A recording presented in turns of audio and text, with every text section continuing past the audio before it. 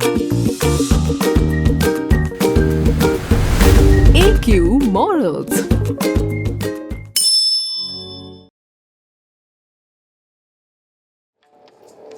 गांव की गलियां नवरात्रि के रंगों से जगमगा रही थीं। लाल, पीले और नीले झंडों की कतारें हवा में झूल रही थीं। ढोलक की थाप और बच्चों की चहचहाहट पूरे माहौल को जीवंत बना रही थी। महिलाएं रंग बिरंगे झूमर और चुनरी पहनकर उत्साह में झूम रही थीं। बूढ़े लोग भीड़ के किनारे खड़े उत्सव देख रहे थे। गांव का हर कोना उमंग और उत्साह से भरा हुआ था। लेकिन इस हरियाली के बीच एक आदमी धीरे धीरे गांव में प्रवेश कर रहा था। साधारण सफेद कुर्ता पैंट में वो गंभीर और शांत था।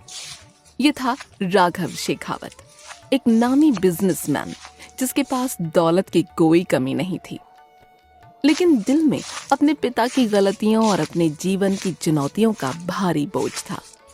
राघव के कदम धीमे थे, उसके मन में सवालों का तूफान था। मैं यहाँ क्यों आया हूँ? क्या लोग मुझे गलत समझेंगे? क्या मैं उन्हें समझा पाऊंगा कि मेरी गलती नहीं, मेरे पिता की गलती थी? अगर मैं गलती करूं तो क्या मैं खुद को माफ कर पाऊंगा?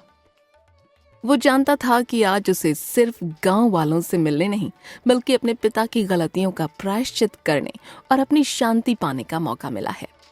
जैसे ही राघव गांव के मुख्य चौक पर पहुंचा, गांव वाले उसकी ओर देखने लगे। कुछ की आंखों में गुस्सा था, कुछ के चेहरे पर डर और कुछ में पुरानी चोट की यादें झलक रही थीं। धीरे धीरे लोग आपस में फुसफुसाने लगे। राघव क्या सच में वही है? हमें तो उसकी वजह से कितनी तकलीफ झेलनी पड़ी, आज इसका हिसाब चुकाना पड़ेगा। भीड़ बढ़ती गई। राघव ने महसूस किया कि लोग सिर्फ उसे नहीं, उसके पिता की गलतियों का बदला लेने आए हैं। उनके हाथों में लकड़ी और डंडे थे। उनका क्रोध स्पष्ट था। सच में क्या मैं सामना करने के लिए तैयार हूँ? क्या मैं अपना और पिता का हिसाब सही से समझा पाऊंगा? राघव ने अपने आप से कहा। फिर अचानक एक आदमी जोर से चिल्लाया, यही है वो, अब इसे सबक सिखाना पड़ेगा। राघव ठहर गया। दिल तेजी से धड़क रहा था। ये सिर्फ विरोध नहीं था, ये पुराने घावों का विस्फोट था। भीड़ में खड़ा एक आदमी हाथ में डंडा लिए उसके पास आया। दूसरे लोग भी उसे घेरे हुए थे। सबके चेहरे पर क्रोध और दर्द था। राघव ने अपने कदम पीछे खींचे, लेकिन डर और तनाव के बीच उसके अंदर भी डर और पछतावा झलक रहा था।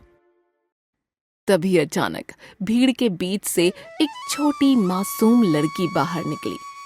उसकी आंखों में चमक थी और चेहरे पर शांति। उसने जोर से चिल्लाकर कहा, रुको, इसे मत मारो। भीड़ कुछ पल के लिए ठहर गई। गांव वाले उसकी ओर स्तब्ध होकर देखने लगे। तुम क्या कह रही हो?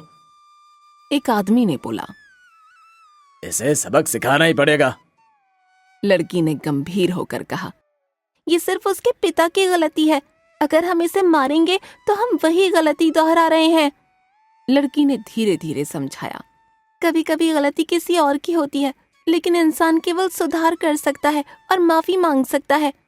राघव ने अपने पिता की गलतियों का प्रायश्चित करने का फैसला किया है। राघव ने अपने आप से कहा, अगर मैं बोलूं तो मुझे सुनेंगे या फिर ये क्रोध और भी बढ़ जाएगा? एक बूढ़ा आदमी बोला, हमारे माता पिता को क्या नुकसान हुआ, इसका हिसाब कौन देगा? हाँ? राघव ने धीमे स्वर में कहा, मैं यहाँ सिर्फ माफी और सुधार के लिए आया हूँ। मेरी गलती नहीं, मेरे पिता की गलती थी। मैं केवल सही रास्ता दिखाना चाहता हूँ। राघव के मन में अचानक पुराने दृश्य घूमने लगे। उसका पिता गांव का सबसे अमीर और शक्तिशाली आदमी था। अपने स्वार्थ और लालच में कई परिवारों की वो जिंदगी बर्बाद कर चुका था। कई लोगों ने अपने घर खो दिए, कुछ की जमीन जब्त कर ली गई और कुछ परिवार गरीबी में संघर्ष कर रहे थे। राघव याद कर रहा था कि कैसे उसने छोटी उम्र में देखा कि गांव वाले अपने गुस्से और आक्रोश में उसके पिता को दोषी मानते थे। मैंने कभी भी उनके गलत कामों में हिस्सा नहीं लिया, फिर भी लोग मुझे उसी का प्रतिनिधि मानते थे। अब मैं यहाँ सिर्फ प्रायश्चित करने आया हूँ। अपनी दौलत और शक्ति का इस्तेमाल केवल सुधार और गांव की भलाई के लिए करना चाहता हूँ। में राघव ने अपने पिता की कठोरता और गांव वालों की पीड़ा को महसूस किया। उसकी आंखों में आंसू थे, लेकिन उसके चेहरे पर दृढ़ता थी। अब मैं खुद को सुधार कर और सही कदम उठाकर अपने पिता की गलतियों का बोझ कम करूंगा। अब समय है सच्चाई दिखाने का। लड़की ने आगे बढ़कर सभी गांव वालों से कहा, गलतियों का बोझ हमेशा अगली पीढ़ी पर नहीं डाला जा सकता। राघव केवल सुधार और प्रायश्चित करना चाहता है, हमें उसे मौका देना चाहिए। भीड़ धीरे धीरे शांत होने लगी। कुछ लोगों की आंखों में समझ झलकने लगी। राघव ने महसूस किया कि सच्चाई का समय अब आ गया है। उसकी आंखों में राहत और आभारी भाव था। वो धीरे धीरे अपनी बात रखने लगा। मैं जानता हूँ कि मेरे पिता ने कई लोगों का दिल दुखाया। मैं कभी भी उस रास्ते पर नहीं था। मैं यहाँ सिर्फ अपनी गलती नहीं बल्कि अपने पिता की गलतियों का प्रायश्चित करने आया हूँ। मैं गांव की भलाई और विकास के लिए अपनी शक्ति का इस्तेमाल करूंगा। मुझे माफ कर दीजिए, मैं केवल सुधारना चाहता हूँ। भीड़ में हल्की सराहना और सिसकियों की आवाजें सुनाई देने लगीं। लोग धीरे धीरे समझने लगे कि राघव सच में बदलाव और सुधार के रास्ते पर है। तभी अचानक वो छोटी लड़की भीड़ में से गायब हो गई। लोग चौंक गए। एक आदमी बोला, अरे कहाँ चली गई? राघव ने महसूस किया कि ये वही शक्ति थी जिसने सबको सही रास्ता दिखाया। भीड़ में अब एक शांत और दिव्य माहौल बन गया। सबने एक स्वर में कहा, धन्यवाद माँ दुर्गा।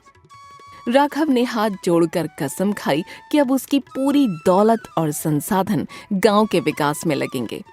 गांव वाले भी अब समझ चुके थे कि हर गलती का बोझ हमेशा अगली पीढ़ी पर नहीं डाला जा सकता। गलतियों का बोझ हमेशा उसी इंसान का नहीं होता। कभी कभी सिर्फ समझ और माफी का समय चाहिए।